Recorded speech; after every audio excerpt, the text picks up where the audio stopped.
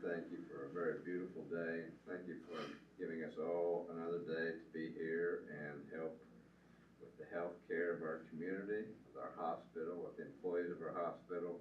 We thank you for everything that you've given us so far in this life. In your Son, Jesus Christ's name, amen. Amen. Okay, this is the call to order for the Green County General Hospital Public Board meeting. This is the 21st Tuesday, April 2026. At this time, I'd ask for a motion to waive the reading of the minutes, approve the minutes dated March 17th, 2026. Have a motion, Harry. Second, Nancy. All those in favor? Aye. Wendy, I'll abstain. Excuse me? I'll abstain. Okay, thank you, Nick.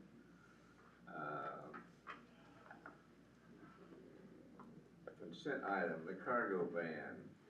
We need a new cargo van, and we're at this time looking for a motion to approve the purchase of the new van at a cost of $58,030. Motion. Second.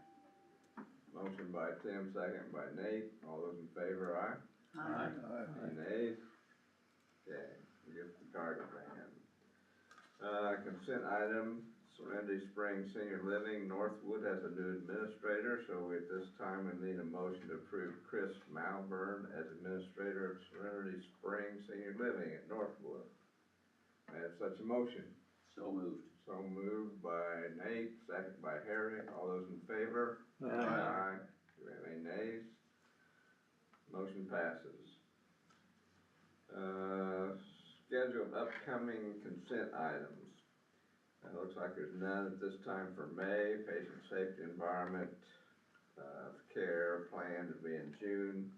Emergency operations in June. Medical equipment management plan in June. Utility management in June, and water safety in June. So those will be in your packets to go over those before the meeting. If you have any questions at that time, you can ask. Schedule of upcoming capital purchases. Below, as you can see on your agenda, there is a capital budget list that requires board approval due to the cost greater than $50,000. And it shows the different things that we're going to be coming up in May through October. OR tables and miscellaneous flooring is to be determined. Do you have any questions about any of that? If not, we'll move on to review the write-offs. At this time, we'll look to Rebecca for the write-offs. If you look at the hospital, it is lower, and we're hoping it stays there. We have a new process in place. We have a new collection agency in place. We are trying to basically take the stuff that was with our old collection agency and transfer it to them now at this point. So there's a lot of things happening kind of all at once to make these numbers lower, and that's where we're planning on staying, hopefully, in the future. So you will see, on average, they are, I think February was the one where we were having trouble maybe getting the information to our new agency. Something was not quite jiving, so it was a formatting thing. So we've gotten that taken care of, and we're hoping it stays kind of right where it's at now, right around that maybe $300,000 to $400,000 range instead of the millions of dollars you've seen in the past. We've changed a couple of things with the new agency, and they are going to collect until they can't collect anymore. There's no time frame for them anymore. I think with the old one, there was something set in place where after 2 years they would stop and send it back to us. That is not in play with the new one. So as soon as they get it, if they can collect, they're going to keep collecting. And that's kind of how we set it up with them. I do believe we went back to 2021 with the old. 2021 is the. It was kind of the cutoff date with the old one. Anything from May of 2021 to current, we're sending from the old agency that we had, and we're giving it to the new one. Anything prior to the May of 2021, we're going to write off, basically uncollectible. But I think the bulk of the numbers, the actual value, was in that May of 2021 date to current with the old agency. So Has that been worked actively, all of that from 21 back? I think these are ones that maybe they had been collecting on They have been with our previous collection. with our previous collection agency, so they've been taking, money, kind of as they go, and so those are the ones that are still sitting there with them. We're basically taking it from them and giving it to the new one and say, here, you have a go at it. So it's not accounts that people think has already been written off and they're not paying, haven't been paid because they think it's written off. I believe these are ones that they had been collecting on. Okay. It was the way it was, I guess, said to us. That's, our interpretation is that they had been collecting on these accounts. So, I think I think our new collection agency is probably going to be, kind of a bright spot for us. They're kind of no nonsense and, if you have a bill there, you owe the bill and here's how we can work it out with you. So, I think they're very good at what they do. But, I will say I think, Shauna, did you want to bring up the filing limit one? Was it the filing limit one that you had looked at based on the percentage? Oh, yeah, so, I'm doing some additional tracking in 2026, and that has to do with the percent of write-offs, compared to our gross revenue. And so, ideally, we don't want any accounts that are adjusted off for timely filing, but of those that were adjusted off, it was 0.001% of our gross revenue for timely filing. And then the no pre-certifications, I did that based on the volume of pre-certifications that we do each month. And so, that was 0.67%. So ideally, we wouldn't want any write-offs for those reasons, but the ones we do have, it's not a high volume compared to the services we provide. That's good to hear. And so far, you're happy then with the new? Yeah, we've been, having, I think, some good conversations with them, what it looks like, kind of just how the systems are working, like, is there a report that we can run better for you? How this can be more automatic instead of someone having to go through it, and manually doing anything, so, I think it's gonna be good in the long run. We're still working out kinks, right? They're fairly new still with us, so we're still working out kinks, but, I think it's gonna be a good switch for us. Okay. We've also started the implementation with, the new company to do the prep pay collections and the insurance claims follow-up, so that those implementation meetings have started, and I think we're gonna see a difference in some collections once we get that going too. Real quick, Epic, both of you trialed Epic to see what you think of that? I think Epic would be a game changer for us. Okay. A complete overhaul on how we can actually just function processes. I mean, the processes we have in play that we have to do manual just seems ridiculous based on how many different systems you have to work out of, and does it talk to CPSI, does it not, TrueBridge, whatever. There's just so many hiccups we have in the different things we do because there's so many different systems. Sure. If it was one system, I know you guys know, it would completely change how, just operationally, Right. how it would work. But for us on the business side of it, you wouldn't have so many systems to try and draw data from, just to try and figure out, well, what's that number actually look like? It's all there in one spot. Okay.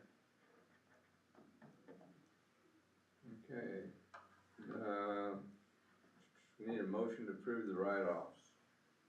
So moved. Okay, Nate, Murphy, second. Second. And second, all those in favor? Aye. Any nays? Motion carries.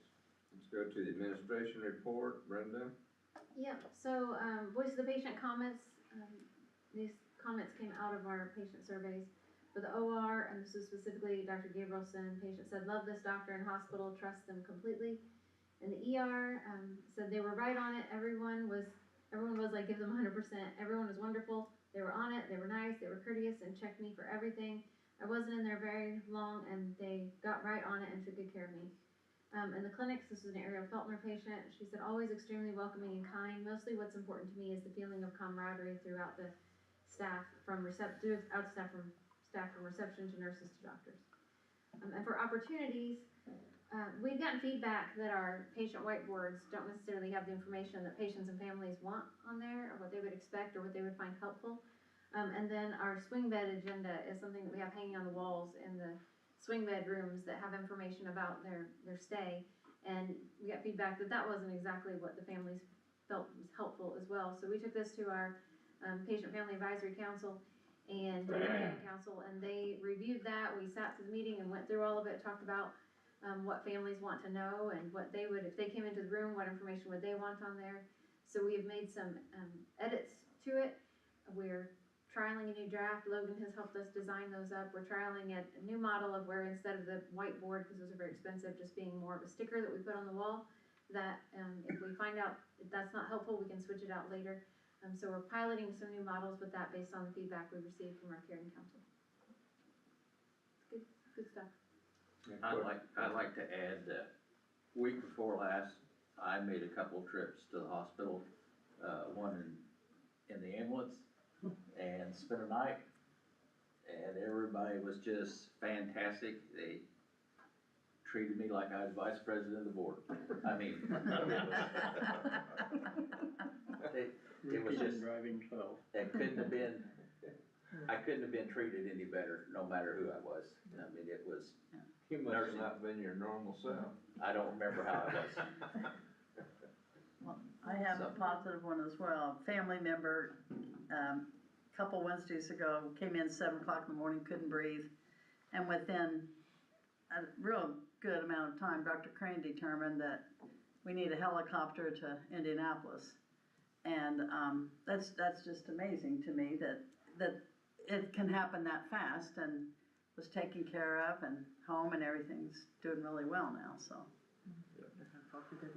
And that's kind of what we're for, right? You know, Yeah. figure it out if we can't do it, get them where we can, so that was really good. Anything else?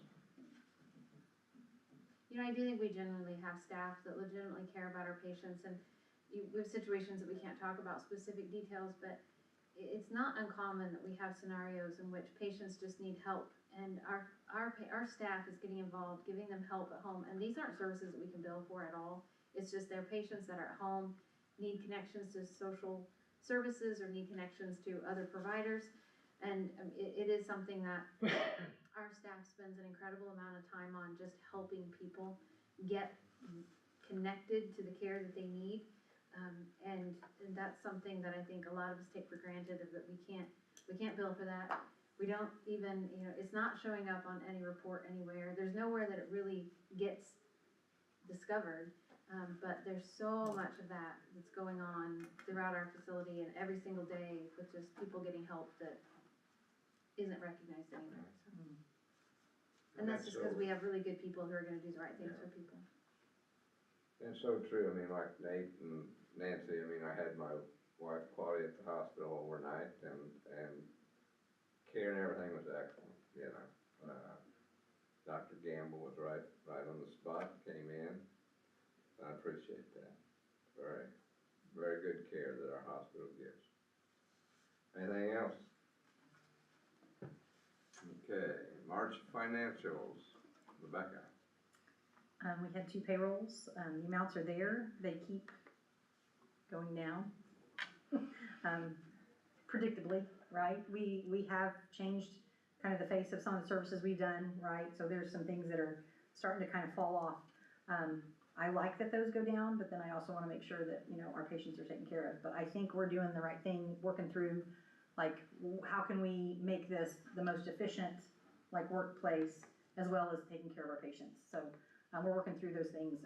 The presentation of claims are there. The write-off totals are down there for you to see. We had, I think it was a little over $100,000 net loss for the month. For the year to date, we are still in a positive position. We are in a net income position. I feel like probably at the year end, just as an estimate, I think we will still be in a net positive based on us making the decision to close OB. So at this point, we are still net income for the 3 months we've been in through March. And I will say, we can change those KPIs to whatever you want to see.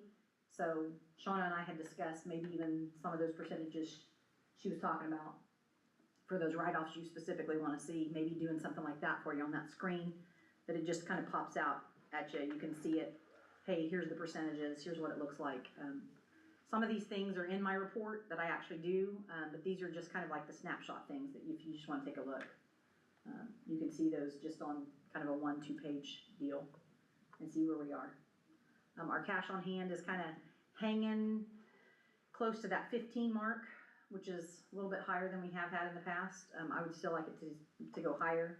It's hard to keep our cash when we're not getting the cash in the door, as quickly as we'd like. But I do think there's a lot of good things that are still coming from the revenue cycle and the team that we have and the changes we made and the different things that are coming up. Like that HCM, like just changing that company to somebody that we feel like, is gonna do a better job, with our statements and just insurance follow-up and things like that, so. I think we're headed in a very positive direction this year. So if there's anything anybody wants to see specifically in the graph, think about it or bring it up so that Rebecca and Shauna can present that, okay? And if not, Rebecca, you might, just whatever you guys wanna show, sort of how. Well, I think we had discussed specifically those percentages that she was talking about, you know, Okay. with those filing limits and maybe like the overall with the, Just with show the us the, pre-authorization. just show us the good stuff. Just shows, okay. The One of positive the- numbers, yeah. Okay. One of the things Make that us I'm feel excited better for a about, month. with the new company that we're going with Chaos, HCM, for our early out collections, they have a real-time dashboard that shows a lot of their KPIs, things that we've not been able to even measure before with the company that we're with. So I am really excited to see whenever we get going with HCM, I think we're going to be able to monitor our revenue cycle performance much better than we have in the past, with their dashboards that they'll have. So we may have new stuff coming out of just that. Okay, And if it's good, I'll show it to you. How about that? yeah, if it's not, lose it. And We then can do Rebecca, do you one wanna month talk good stuff, about, 1 month bad stuff. Oh, You okay. know. Rebecca, do you wanna talk about multi-view and that, so next month financials will still be reported out in CPSI?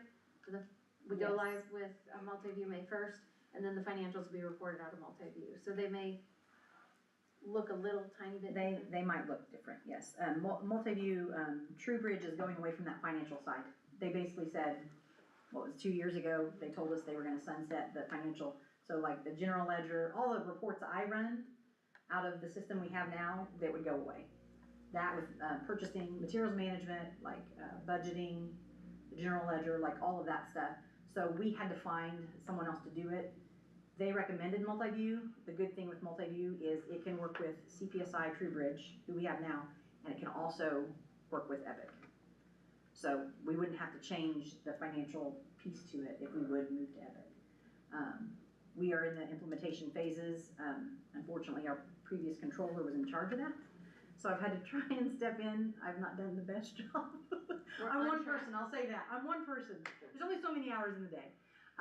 But we're working through trying to get that implemented and up and ready for people to use.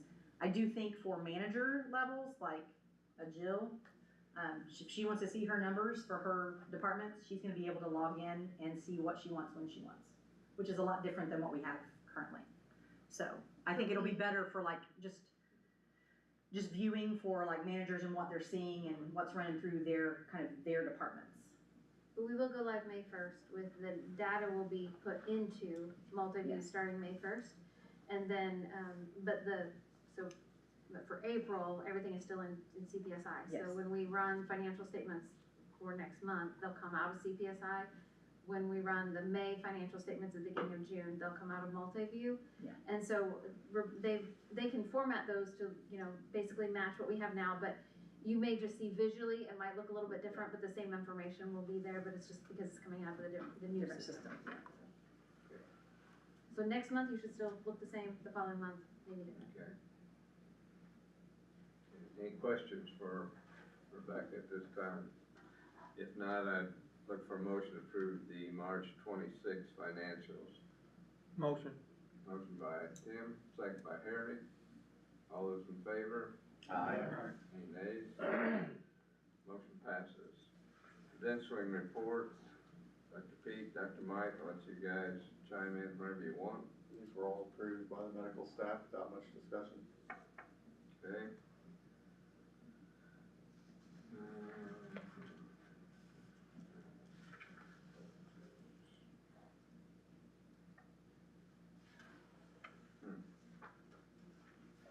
Buildings and grounds committee. Motion to The approve the motion. Oh, the credentialing, yes, let's have a motion to approve the credentialing. I'll make that motion. Nate makes it, Harry seconds, all those in favor? Aye. Any nays? Motion passes. Let's go on to the different reports, building and grounds. Rick, do you have anything? Nothing other than the Armory news. Okay.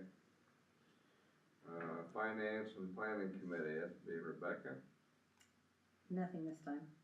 Governance and nominating, Jimmy. Nothing to report. General Hospital Foundation report, Brenda. We have not met this in the last month. We have a Okay. meeting coming up next month. Medical staff report, Dr. Gamble.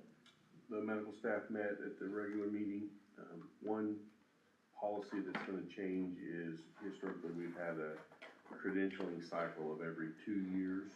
And that was what Joint Commission and the state of Indiana, that was their rules. They both have extended that to 3 years, and our bylaws were updated to allow us to go to that, and you've already approved that.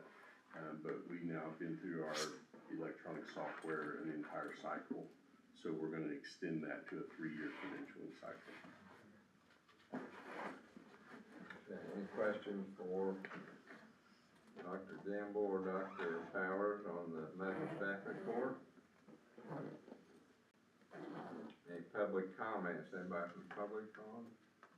No, but I do want to go back to the foundation report. I forgot to mention that, so coming up in May is our Hospital Appreciation Week, and the foundation every year sells flowers for that, so, the flowers are donated to us by Gina's Watering Can, which we really appreciate. The general public can buy flowers, to show appreciation to our staff, so the link for that is on our Facebook page, it's online. But it is something that our employees really do appreciate that week whenever they get flowers, and the notes of thanks, that sort of thing. So if you're interested in just recognizing an employee and saying thanks, you can buy flowers for them and make a donation to the foundation, because 100% of the proceeds go to the foundation.